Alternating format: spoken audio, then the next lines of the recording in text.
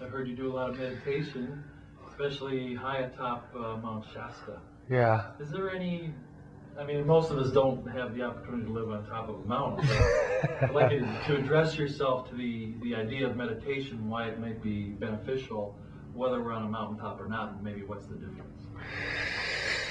Meditation. I've done it for a long time, and I probably disagree with most of the teachers that teach it.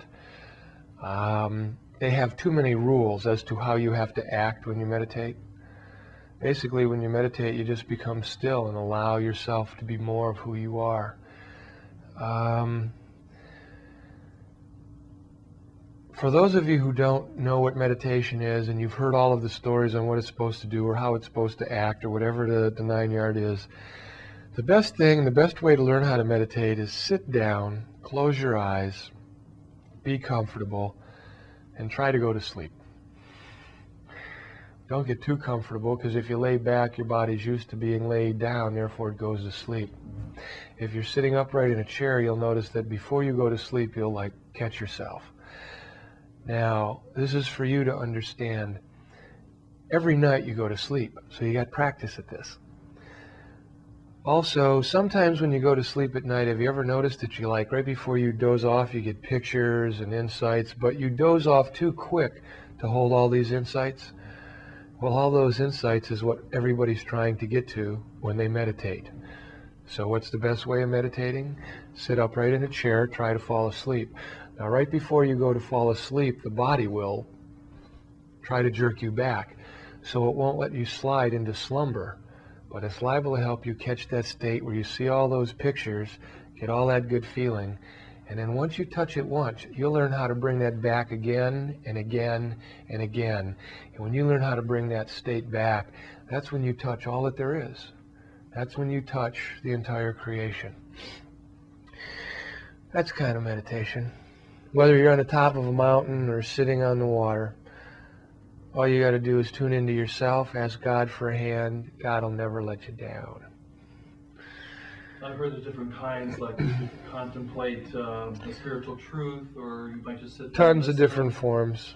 Tons of different forms. My idea is do what best works for you in the moment. When most people sit down, they're telling their brain to shut up, they're telling themselves to be still, and then if you notice, the first thing your body does is just like, and it starts to itch, and then people go, come on, I'm telling my body to shut up and be quiet. Let me give you an insight. Your body carries your consciousness around 24 hours a day.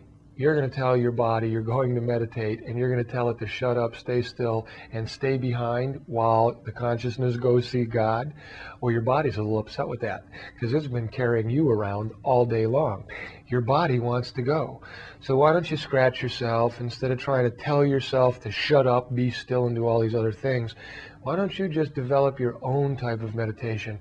Why don't you see how God can help you as a personality attain a higher state? I found that I scratch myself if I itch. I don't try to override it with my brain. Like, that throws me out of meditation. The other thing about meditation is, if you ever notice, for those who tell yourself to be still and quiet and do all of the standard procedures, you go out, you have a good time, but when you come back, physical body doesn't have a clue as to what happened. The key is take the physical unit with you. Let the brain talk if it wants to talk. God will get through it. God will also talk to you if it needs to talk to you. But one thing to remember is God's not a voice. It's a state of knowing. A lot of people say, well, I heard God talking to me. I don't know. If God's supposed to be non-form, that means that it probably doesn't have vocal cords. If it doesn't have vocal cords, it probably wouldn't sound like a voice inside your head. But it would probably be a state of knowingness. It would be a state of being. And if I can help you with that, that's the best I can do. Being in the present moment is where God exists. It doesn't exist in the future, and it doesn't exist in the past. It exists right here, right now. And most human beings don't live right here, right now. They're either worrying about the future, or they're trying to figure out how to change the past.